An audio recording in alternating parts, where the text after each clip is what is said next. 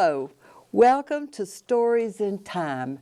My name is Eloise Schottler. I'm your storyteller.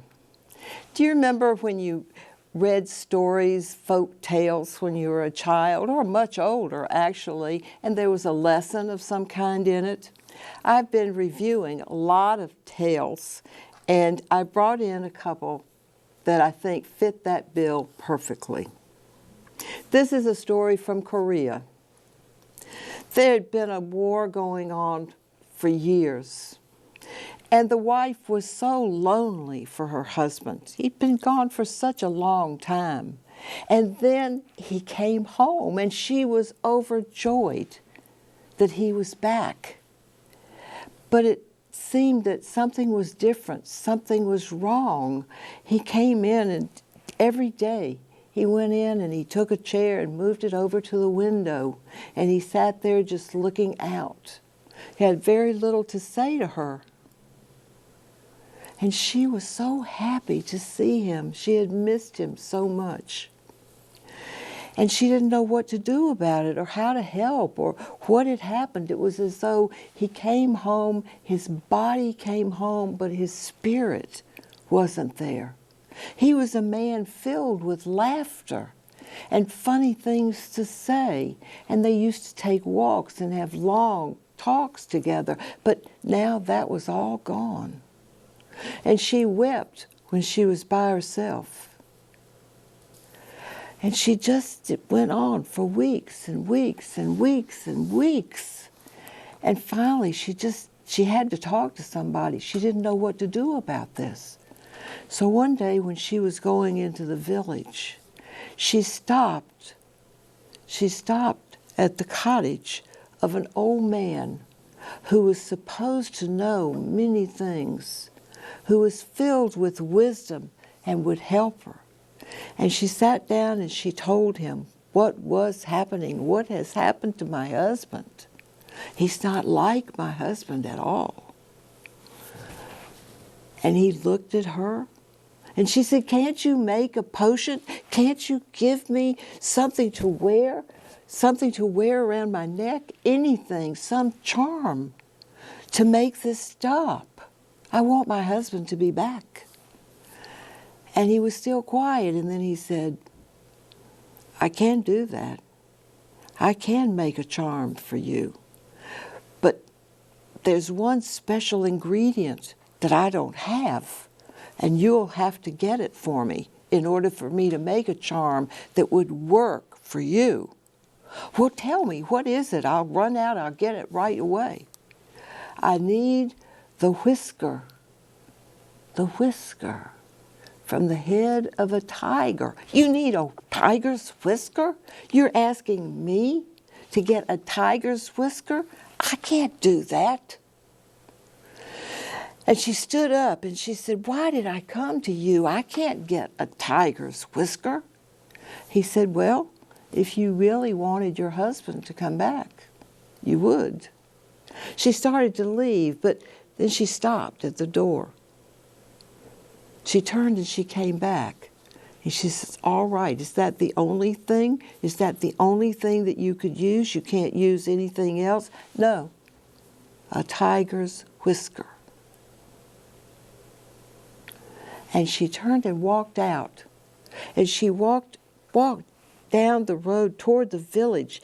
She was thinking as hard as she could, what can I do? How do you get close to a tiger? Is it even possible to get close to a tiger? I know that there are tigers that are up in the hills, in the low hills.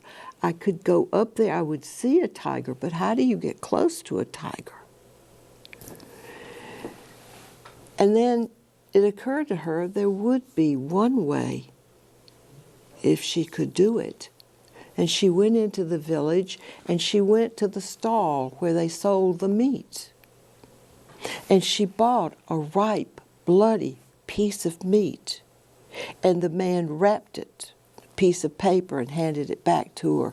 And she tucked it in under her shawl and started walking toward the low hills. And within about an hour, she had reached a cave. She was not close to it. She was very far away from it. But she edged up closer because out of that cave, there was a big tiger right at the doorway. He looked like he was sleeping, but she couldn't be sure, and she was afraid. She was shaking all over. Her knees were trembling, her hands were trembling, and she edged up till she knew she couldn't get any closer, so she stopped. And she was behind a huge rock. She didn't think the tiger could see her from where he was, and so she took out that meat and she threw it.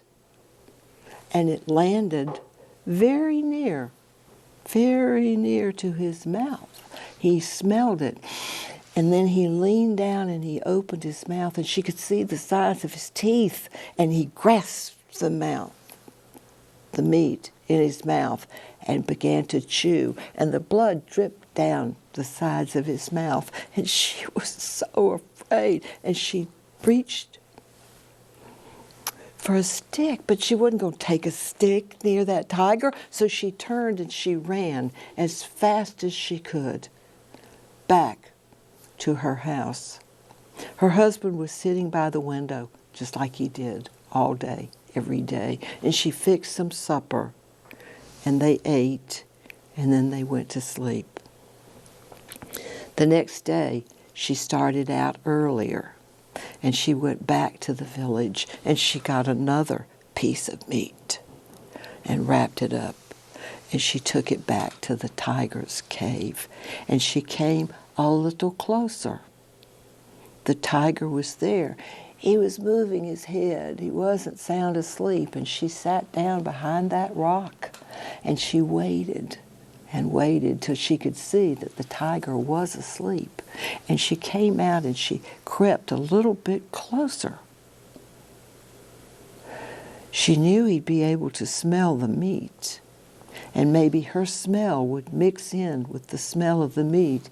And when he opened his eyes and he tossed his head a little, she threw the meat, and it came down right in front of him.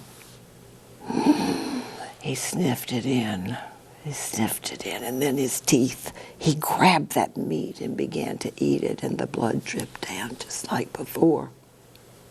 She waited until he seemed a little tired, and then she crept away, and as soon as she got out of sight for him, she began to run, and she ran all the way home. She did that every day for a month. And every day she did it, she got just a little bit closer to the tiger. He didn't seem to notice her when she was there. And she'd throw out a piece of meat. And it took maybe a week or 2 weeks, and she was close enough that she could hear his breathing. She could hear him when he breathed, and then she slid the meat out close to him. And then within another week, she moved up close enough so that she was near him. She could see the whiskers now right there in his face. She could see these long whiskers. That was what she needed. And when she came back the next day, she came up a little closer, and her hands were itching, but she knew that she couldn't just tweak that whisker out of him. She had to wait and figure out how to do that. And one day she came, and he was sound asleep, and he had allowed her to come close enough to sit just close beside him.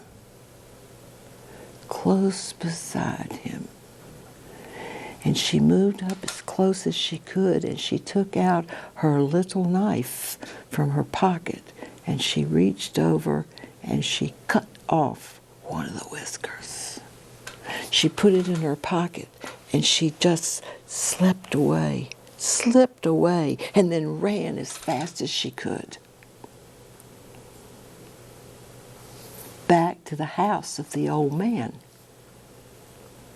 And when she came to the door, he came up and he said, "Well, why are you back?" I've got it. "What do you mean you've got it?" And she reached in her pocket and she held the whisker in her hand and held it out for him to see. "You see, I have it. I have the tiger's whisker. Here, take it. Make the charm for me. Make the charm that's going to bring my husband back."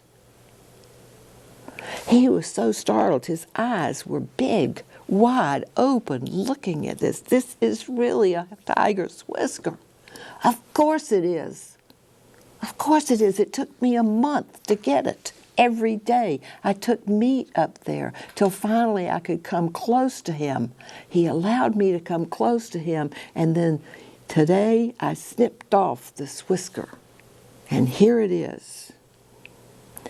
It's hard to believe you really have a tiger's whisker.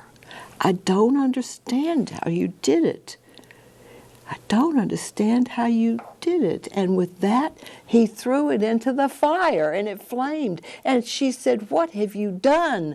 What have you done? Do you know what it took for me to get that whisker? And now you have taken it and you have thrown it into the fire? What are you thinking?" "I'm thinking that you have already inside you what you need to help your husband come back. You know how to do it. Just think about it. You know what to do. I don't need to make you a charm. You have the charm within you already." Oh. Oh. She left the house and walked slowly back to her house. And she did understand exactly what she had to do. And every day after that, she cooked her husband a beautiful meal of something that he loved to eat. And she came close to him and touched him. The first he drew away, and the next day she came closer and she touched him on the arm as he was eating and rubbed it down his forearm. And she did that every day until she could put her hand into his hand and he didn't draw away. And within time, with patience and kindness and love, one day her husband turned to her, smiled, and held out his arms. She had known exactly what to do. And her husband was back. I hope you enjoy that story. The first time I heard it, I just loved it. I had forgotten about it. But it certainly seems very timely, doesn't it? Thank you. I'll have another story for you next week.